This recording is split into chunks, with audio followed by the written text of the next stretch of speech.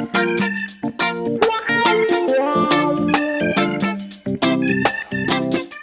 everybody, it's Delle here, intruding on my mom's channel, Mama Martin's Kitchen. I know you're like, I can't get away from her, she's everywhere. But today I'm going to be showing you guys how to make one of my versions of macaroni and cheese. Because like I've said on my live streams in the past, everyone's got their version of macaroni and cheese, and I've tasted many a good macaroni and cheese, and I've tasted many a bad macaroni and cheese. So if you don't know what you're doing, or you just want to try something different, then definitely stick around, check out this video. Don't forget to hit subscribe for more food recipe videos, and we're gonna dive right in. So I like to use, they change the name of this noodle all the time. Celatani, I've seen cavatappi, maybe they're different noodles, but I've seen corkscrew. The point is they're corkscrew noodles. So they have a spiral kind of corkscrew look.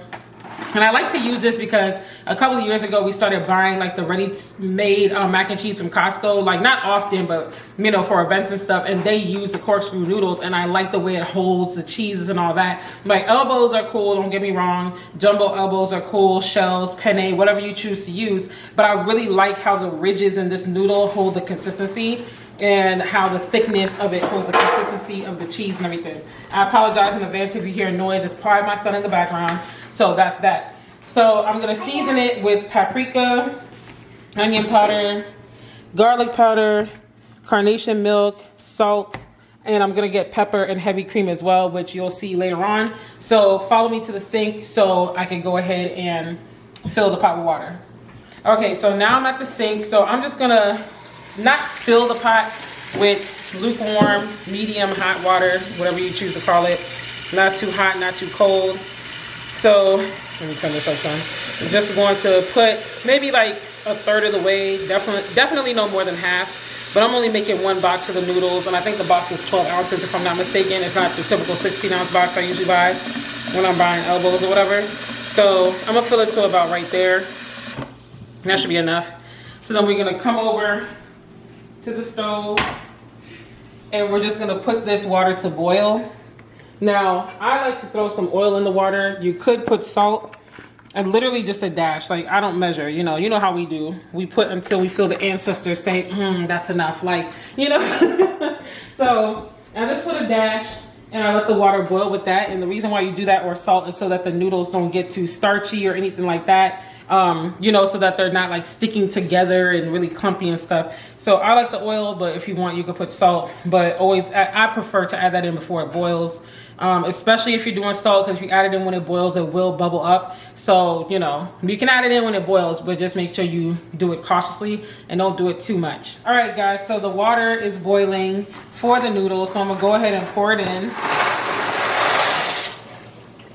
And then I'm gonna turn the fire down just a little bit, just so that it doesn't boil too quick. But let me get a spoon so I can stir. And we have certain utensils, you can't remember which drawer. What is in, what's in each drawer. So we're just gonna turn that, let that boil until it gets to al dente, which typically is about 10 minutes or so. You know, you don't want it to be too soft. So now while that's boiling, I'm gonna make the roux. So what you wanna do is you wanna take some butter. I prefer actual butter. Got this from Aldi, unsalted sweet cream butter. And I like a lot of butter. So I'm gonna go ahead and put this stick in. Like I said, we don't really measure around here. I just go until I feel the ancestors say that's enough. You know? So we're gonna put that in. You want the butter to start boiling. Start melting, y'all. It's been a long day. Very long, because my son has been acting out and doing the absolute most. Christian, stop. But we're just gonna turn this over the fire. I should have heated up the pan beforehand, but it's all good. We're just gonna turn this, let it melt. And while that's melting, or after that's melted, I'm gonna add in the whipping cream, some carnation milk. So I'm gonna add in this whipping cream right here. I'm gonna add in the carnation milk and flour. But flour first. So flour first, make it clump up and stuff so it can really soak up, and then you add in the heavy cream, carnation milk, and then the cheese, and you start folding in all the seasonings and stuff like that. So I will come back and show you that. Okay, so now that the butter is melted and it's like really simmering, I'm gonna go ahead and throw some flour in here. If I had to guess, I would say this is probably about half a cup of flour to 1 stick of butter. Let me get a mitt here. So you really at this point want to keep turning it. I really should have had a whisk, but it's all good. You really want to keep turning it so that it can melt in. And honestly, we're gonna put some more flour, and I am gonna get that whisk. So you can eyeball this. You want it to get to a point where it's like a little clumpy, not too clumpy, but just a little bit. And I'm gonna move this spoon over here. And so we're just gonna start, yep, that's better. I'm gonna start whisking that. As you can see, we're gonna start whisking that, whisking it. We're gonna throw some more flour in. So it's better to like gradually pour in ingredients than to do too much, and then you're like, oh no, I did too much. You know, that's the best way to do it until you get to the desired consistency, you know. But you really want this to be nice and, like I said, a little thick and clumpy. You don't want it to be too watery. So we're gonna add in just a little bit more flour.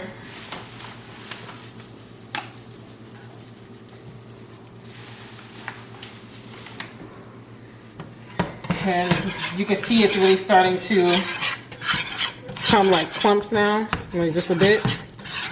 So at this point, we're gonna keep stirring that up. So this is really the base of like the roux, you know? So while that's doing its thing, we are now going to get our heavy cream and also keep stirring the noodles. You really gotta multitask in the kitchen. Like, keep an eye on all your stuff. If you can't multitask, do the noodles and then strain it, then get to the roux, or do the roux and then do the noodles, whatever. But basically, once you strain the noodles and you get the roux, you're gonna pour the noodles into the roux. So we're gonna get our heavy cream now. Actually, you know what? I do wanna throw just a little bit more flour in. Just a little. Okay. So as you can come in closer, you can see. So yep, that's perfect. That's how I want it to be. So boom, we got that. And now I'm gonna go ahead and throw in the heavy cream. And this is something else I'm very liberal with. I do not spare when it comes to my mac and cheese. So you can see it's simmering nicely. I'm gonna stop there. This is a 32 ounce. I would say I put maybe like quarter cup of heavy whipping cream. Can I speak? And this is just a can of carnation milk, your typical can. Now, another reason why I'm not sparing when it comes to stuff like this is because the more liquid you put in, the better it's going to give you that like creamy, cheesy, you know, kind of finish. So I'm gonna actually turn the fire back up just a little bit, because once I start adding all these cheeses in, I need all the liquid I can get, you know? So don't be scared to get some liquid up in there, but this is why we also put a lot of flour and butter and stuff to get that base going. If you have to add more flour and butter, that's okay. Even after the fact, just make sure it's like really melted in there. So I'm gonna go ahead and throw all that milk in there. Put that can to the side. Throw some more heavy whipping cream in here. And I am going to let it just bubble up just a little bit. Let that sit and bubble up for a bit before I add in the cheese. So I'm turning up the fire just a little bit, mix it all together. I am gonna go ahead and put the seasonings in there as well. So, like I said, we're using black pepper. So I season to taste, you know. I pretty much know what I like it to come out as. If I had to eyeball that, I would say there's probably about 2 tablespoons of black pepper, paprika. Paprika is such a necessary ingredient, but honestly, it's like, what does it really do? Like, you don't really taste it. I would say that was about 1 tablespoon of paprika, onion powder. So actually, let me open the bigger side, because ain't nobody got time to be doing no little shake, shake, shakes. Like, we got to get this over with, you know? Folks are hungry. They're like, where's the food at? So this, I would say, is probably about 2 tablespoons onion powder, if I had to guess. Nah, not even that. Probably about 1 tablespoon, to be honest. And probably about the same for garlic powder. 1 tablespoon garlic powder. But again, season to taste, eyeball it. You know, you kind of know the consistency. If you've been cooking for a while, you know the consistency of the desired taste you're trying to get. So you can eyeball and say, okay, yeah, that should be enough. If not, then just follow like what I said. And you know, if you feel like you kind of want a more pronounced taste of one season than the other, then put a little more. And the salt, now this is sea salt. Sea salt is a little stronger. So I would say that's probably like half a teaspoon. I try not to put too much because our mom is diabetic. Let me get these other mitts right here because they're easier to hold than the other one. So we're just gonna, ooh yeah, this is nice and thick, y'all. Getting real nice and thick. And don't worry if it starts to like stick a little to the pan, because those little brown pieces ain't gonna hurt nothing. See how thick that is? It's really nice. Okay, so this cream is getting, the roux is getting really thick, so I'm adding in some more heavy cream. Let me stop and stir my noodles. Oh yeah, these noodles are almost done, so by the time I'm done adding these cheeses in, we should be good to go. So you just keep folding in. I'm gonna turn this heat down again. Keep turning to loosen it up a little now because you don't want it to be too thick. And so now we are going to go ahead and add in the cheeses. So I have Colby Jack cheese, mozzarella and provolone blend, mozzarella, sharp cheddar finely shredded, and then a block of cheddar, sharp cheddar. I like to use the blocks instead of Velveeta. If you like Velveeta, that's fine too. I've used that as well because it does like give you a little bit more of that thickness that you want when you are making mac and cheese. So these are all 12-ounce packs, so I'm using half the pack. You can say 6 ounces of each cheese. And again, you can use a whole pack of each one if you want, but because this pan is not that big, I'm trying not to overdo it because I don't want the cheese to spill over. But as I go, if I'm like, nope, this needs more cheese, I'll add more in. It really just depends on your level of, you know, what you desire for cheesiness. We're also gonna throw in some sour cream as well when we're done. Not done, but you know, when we're done adding the cheese. If you just like yellow cheeses, you could do that. You could get Gouda, you could get Asiago, you can get whatever cheese you wanna get. You can add in 10 cheeses, like it's up to you. Like mac and cheese is something that, cooking in general, but you know, in particular, like I said, mac and cheese is one of those things that you can get to a great result so many different ways. So don't feel like it has to just be done one way. Like add your own spin to it. So, ooh, I almost touched the hot pan, y'all. I might actually need a second can of milk, so I'm gonna go ahead and get that and then come back on camera. All right, guys, so the noodles are all done boiling. So I'm gonna come over here and we're going to strain the noodles in cold water. Just throw it out there into the strainer. Then I'm gonna come on this side while that's draining real quick and rinse this off. I'm not putting the noodles back in this pot, but it's just a habit. So we're gonna go back over here, turn these noodles up, and again, this is to keep them from getting all like stuck together and clumpy and stuff when they're actually in the cheese baking. So you don't have to overdo it, but you do want to just, you know, cool them off a little bit and whatnot. And this is why we put the salt in the water or the oil when it's boiling. So then after I do this, I'm gonna fold it into the cheese. Okay, so the noodles are draining on top of the pan that they boiled in. I'm gonna go ahead and cut some of these, some of this sharp cheddar cheese block and just fold it in because it's going to help give it that extra stringy look that you want when you're like dipping into the mac and cheese and the cheese is pulling apart. If you want to use Velveeta, like I said, you can, but either one, you know, I just like the taste of the real sharp cheddar cheese. But you can put as much as you want. I'm gonna probably do one more cut after this one that I'm holding, and then we'll take it from there and you'll see me folding the noodles. All right, 3, 2, 1.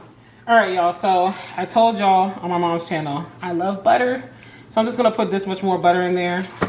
It's really just gonna help it be nice and juicy and all the good stuff that we love, because who's eating healthy right now? I did put a dash more heavy whipping cream, and the blocks, they don't have to melt, but look at that. You see how that is already cheesy? Woo, it's about to be good when it bakes. So it's okay if the blocks of sharp cheddar cheese that I cut in there don't completely melt before you bake it, because all that's gonna do is give you those extra really gooey pieces of cheese when it's baked and you go to cut it and stuff. It doesn't have to melt perfectly. So you could crush it, you could cut it even smaller than I did, you know, but it's okay. So now I'm gonna go ahead and fold these noodles in. because they should be drained enough. So we're just gonna go ahead and do it like that. And as you can see, my pan is not that big, so we're gonna try to fold this in as best as we can and just really cover it. Again, if it's not looking absolutely perfect, that's fine, because when it bakes, it's going to get the job done. We're actually gonna go ahead and move this off the fire, because I have an electric stove and it cooks stuff really quick. So that's another thing, when you're trying to tape and cook and you got the electric stove and all these things going, a Tyler losing his mind in the background. Send help, somebody send help. So we're just folding this all in. Folding it, and again, if you even get to this part and you're like, ooh, mine is too thick, just go ahead and add a little bit more heavy whipping cream in there. It's okay, because it's gonna bake, like, you know. So you want to really get it in there. Mine, I'm not gonna lie, I did get a little thick because I had to tend to the offspring real quick, but it's all good. I'm gonna add a dash of that heavy whipping cream or carnation milk, whichever one you want. You know, I don't want to whip out another can of carnation milk because I like when it's like the leftovers just open in the fridge, you know. So I'm going to throw literally a dash more of the heavy whipping cream, but you can see the clumps of cheese in here. And so as you lay it in the pan, it's going to give you the extra cheesiness that you want. So that's all I'm gonna do. Even if you get to this part and you're like, ooh, I feel like I need more seasoning, go ahead and add some more seasoning in there. Like, do what you gotta do, you know? Do what you got to do, boo. So we just folding this all in. Folding. Boom. I'm telling you, when this bakes, y'all. So now I'm going to get a pan and grease it. I'm gonna do that off camera and come back and show you the grease pan and then pour the noodles in the pan. So I went ahead, I forgot to tell y'all earlier that I did put sour cream in the cheese roux before I poured the noodles in. So make sure you do that if you want the sour cream. It just helps add a little kick to it. And I am adding just a little bit more milk because, like I said, I have an electric stove, and tending to my child, got the cheese just a little too thick. So, you know, now you can see it loosens it up, and look at that. You can see as you pull it apart, it's just real cheesy and stuff. So we're gonna go ahead. I have the oven preheating to 430. So now I'm gonna take this. I'm using canola spray. You can use good old fashioned oil if you want. You could use butter, but the spray is easier right now because what I don't have time for is taking a long time. So we're just gonna spray this down, get the corners, the crevices, so your mac and cheese don't stick too much to the pan or at all. And then we're gonna start folding this bad boy in. So hopefully this all fits. We're gonna see, because this is a lot of mac and cheese. But if I gotta get another pan, then it's all good too, like it's no biggie. And another thing I like to do, which is a little trick, secret, whatever you wanna call it, is just layer the bottom of the pan with a little cheese. Just adds an extra little kick. Y'all, I told you this mac and cheese is like, what health? What diet? Diet. We gotta give y'all a Soldier Boy diet, you know? So we're just gonna go ahead and fold these noodles in. Actually, let me move this over because I feel like it's a little too close to the edge right now. So we're gonna fold this in like that. Boom. If you even want to make it even more cheesy, you could pour half in, then put cheese on top of that first half, and then put the other half in and pour cheese on top of the top layer. I mean, literally, the world is your oyster when you're making mac and cheese. Like, don't be shy. Put your back into it. Put a little cheese. Put all the goodies, you know? Look at that. It smells so good too, y'all. Look at that. When that bakes, baby. Baby. Okay, so we're gonna go ahead. Oh, it all did fit. Okay, so this is another reason why you don't want to overdo the noodles, because I'm telling you, by the time you add all these ingredients in, it's gonna look like you have 2 boxes of noodles when you really just have 1. Look at that, nice and creamy and all that. So if you want to really get it all out, get an extra knife or spoon and really scrape it like that. Scrape all that off to the best of your ability. You know, you're gonna lose some product at the end of the day, but it's all good. You know, and you can broil it if you want, but our broil goes to 500, so I'm not doing that for this because I know I'm gonna get distracted with my son, so I'm just doing 430. But Broiled would be ideal depending on your oven, how hot the broil gets, you know. So if you want that extra cheesiness, like I said, go ahead and pick whichever cheese you want. I think I'm gonna layer the top half with Colby Jack. And you could just, you know, you ain't gotta overdo it. Don't be scared to get your kitchen a little messy. It's all good, we're gonna clean it up afterwards, you know. You can't cook meat. I don't feel like you can cook and really throw your foot in it and cook like super neat. You know, even though there are cooking channels that really got it down pat, you know, obviously like the Food Network and stuff, but they got a whole production team, like they can do that. You know, we're a 3-woman show, really 2.5, because I'm borrowing my sister today, but most days she ain't got time for us. She's like, I'm getting to the money, period. I'm getting things done, or watching my child. Okay, so while the oven is heating up, we're just gonna let that sit. And then we're gonna put it in the oven, let it bake for like 15 to 20 minutes. If you want it to be a little bit more solid, 25 minutes, and then you're good to go. But I don't want mine to be too solid. I want you to like get a crispy top or like a golden brown top and be able to cut into it and still see like the cheese pull apart and stuff. So I'll show you guys the finished product. All right guys, so the mac and cheese is done. I started baking it at 425 like I said, and then after about 10 to 15 minutes, I put it up to 450. It did bake for a total of about 23 minutes. You know, I wasn't really doing that intentionally, but as you can see, and normally I wouldn't dip into this like this, but I want y'all to see the consistency. Look at that. Just beautiful. Absolutely beautiful. So, you know, if you want it to be more solid underneath, you could bake it a little longer, but I'm gonna leave it like that and just let it like solidify, and then we'll be good to go. So that is all, you guys. Thank you for watching. Don't forget to hit that subscribe button to get more food videos, live streams, home decor, all of that. And also go to themamamartinskitchen.com for the about us and the shop and all of that. I'll see you, or we'll see you on the next one.